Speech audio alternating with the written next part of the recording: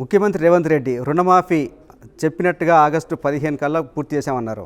మీరేంటి రేవంత్ రెడ్డిని అభినందించదలుచుకున్నారా? అది మోసపూరితమైన ఒక ప్రక్రియ ద్వారా ఒక మోసపూరితం. ఆయన మొత్తం దయచేసి అక్టోబర్లో పత్రికా ప్రకటన ఇచ్చినప్పుడు ఈమె షరతులు వర్తిస్తాయన్నాడా? లేదు, అతను వీడియో విజువల్స్ ఉన్నది, చూసి చెప్పండి. మీరందరూ డిసెంబర్ 9 తర్వాత మా కాంగ్రెస్ ప్రభుత్వం వస్తున్నది, ఎవరైనా తీసుకొని వాళ్ళు ఉంటే 2 లక్షల వరకు తీసుకొని రండి అని చెప్పాడు. ఆ వీడియో విజువల్ ఉన్నది. షరతులు వర్తిస్తాయని ఇట్లా చెప్పిండా? ఇక మీరు తీసుకునే ముందు ఈ షరతులు వర్తిస్తాయని లేదు. 2 లక్షల రుణమాఫీ వరకు రాష్ట్రంలో ఉన్న రైతాంగానికి మొత్తం చెప్పాడు. 70 లక్షల మంది రుణ ఖాతాలని, అది కాకుండా 66 లక్షల మంది రైతు బంధు హోల్డర్స్ ఉన్నారు, అంటే ల్యాండ్ హోల్డర్స్. అతను చెప్పింది ఏంది? మొత్తానికి రాష్ట్రంలో ఉన్న రైతులకు 2 లక్షల రుణమాఫీ ఉన్నది. ఎక్కడన్నా దయచేసి ఒక్కరన్నా రండి చర్చలకు. నేను అందరితో, కాంగ్రెస్ నాయకులతో అందరితో ఉన్నా. వీలైతే ఎవరికైనా మిస్ అయితే వాళ్ళకు కూడా ఇస్తామని చెప్పి మంత్రి చెప్తున్నారు. చెప్పిందేనండి సార్. అది సార్ ఇవన్నీ 420 మాటలు ఇవన్నీ అదిగా ఇక చాలు, మస్తు అయింది. అది కూడా రైతు భరోసా పైసలు అటు తీసుకొచ్చి ఇటు తీసుకొచ్చి అప్పు తీసుకొచ్చి, అది వేరే విషయం. 17,000 కోట్లు, సుమారు 18,000 కోట్లు వాళ్ళే అన్నారు. ప్రభుత్వం అన్నది 51,000 కోట్లు కావాలని. తర్వాత 40,000 కోట్లు అన్నారు, 45,000 కోట్లు అన్నారు, 40,000 కోట్లు అన్నారు, 30,000 కోట్లు అన్నారు, 35,000 అన్నారు, 31 అన్నారు. లాస్ట్కు 17,000 ఎట్లా అయిపోయిందండి? 17,000 అదే 17,800 కోట్లు ఎట్లా అయిపోయింది? 22 లక్షల 70 లక్షల మంది రైతులు 22 లక్షల మందికి ఎట్లా వచ్చారు? కానీ అట్లా కాదండి, అట్లా కాదు, మళ్ళీ ఇస్తామని చెప్తున్నారు. రేవంత్ రెడ్డి గారు ఏమన్నారంటే కొడంగల్ 100 కిలోమీటర్లు అన్నాడు, తర్వాత 50 కిలోమీటర్లు అంటుండు, తర్వాత 30. కొడంగల్ ఆనే ఉందండి, కొడంగల్ మారలేదు. హైదరాబాద్ కొడంగల్ డిస్టెన్స్ మారలేదు. కానీ నువ్వు ఎట్లా అన్నావు? ముందు 100 కిలోమీటర్లు అన్నావు, తర్వాత 50 అంటున్నాడు, 30 అంటున్నాడు, లాస్ట్ 10 కిలోమీటర్ కొడంగల్ అంటున్నాడు. తప్పు కదా ఇది. నువ్వు ప్రజలను మోసం చేయకండి. మీరు ఒకవేళ మీరు వాగ్దానం చేసిన రోజు మీరు వేయాల్సింది ఉండే ఏమని, ఇగో వీళ్ళకి ఇస్తాం, షరతులు వర్తిస్తాయి, షరతులు చదువుకోండి. ఇంకొక పేజీ, ఇప్పుడు ముందు పేజీలో యాడిచ్చాడు కదా. ఇప్పుడు రాహుల్ ఖాన్ గారు ఫోటో, ఈయన ఫోటోలు పెట్టి యాడిచ్చారు. యాడిచ్చినప్పుడు షరతులు వర్తిస్తాయని మనం అప్పుడప్పుడు ప్రొడక్ట్ కండిషన్స్ అప్లై అయినప్పుడు వెనక పేజీలో అవి ఇచ్చేది ఉండే, వీళ్ళకే అప్లై అవుతాయి అని ప్రజలు నిర్ణయించుకునే వాళ్ళు. ఇప్పుడు చాలామంది ప్రజలు రోజు వేలాది కాల్స్ మాకైతే, రండి రండి గ్రామాలకు రండి, మమ్మల్ని మోసం చేసిండు అంటే, మోసం చేయటమైన చరిత్ర అని నేను చెప్తున్నాను.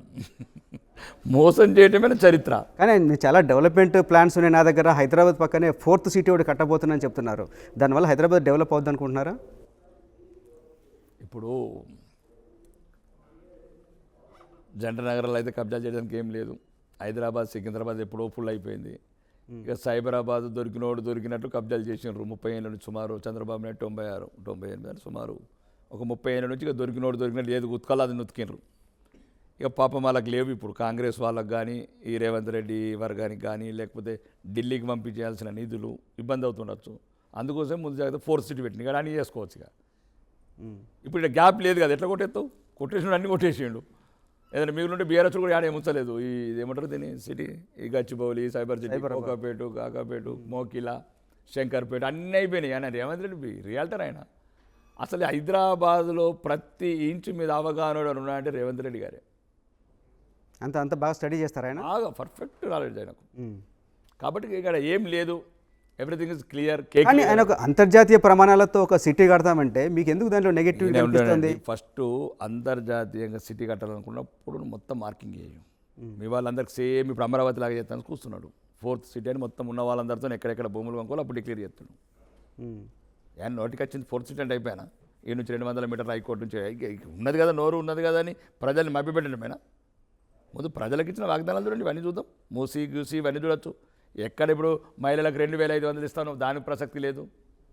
రైతు భరోసా 15,000, దాని ప్రసక్తి లేదు.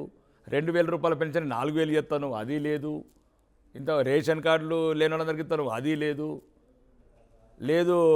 కౌలు రైతులకు ఇస్తాను, అది లేదు. ఆటో రిక్షా డ్రైవర్లకు పని, అది లేదు. విద్యార్థులకు విద్యా నిధులను, అది లేదు. విద్యార్థులకు ఉద్యోగాలను, అది లేదు. కానీ వాళ్ళు గవర్నమెంట్ వచ్చి 8 నెలలు అయింది. 8 నెలల్లోనే మొత్తం అన్ని అమలు కావాలని చెప్పి మీరు కోరుకుంటున్నారు సార్? ఫస్ట్ మీరు వాళ్ళకి ఇంకొక 4.5 సంవత్సరాలు టైం. ఇప్పుడు మీకు గూడు నీడలేదు, ఫస్ట్ మీకు ఇల్లు లేదు, రేషన్ కార్డు లేదు, పెన్షన్ లేదు. రాష్ట్రంలో ఉన్న పేదోళ్ళు తల్లడిల్లుతున్నారు. నేనైతే రేవంత్ రెడ్డి కాలు మొక్కడానికి కూడా సిద్ధం ఈ విషయంలో. దయచేసి దేనికోసం?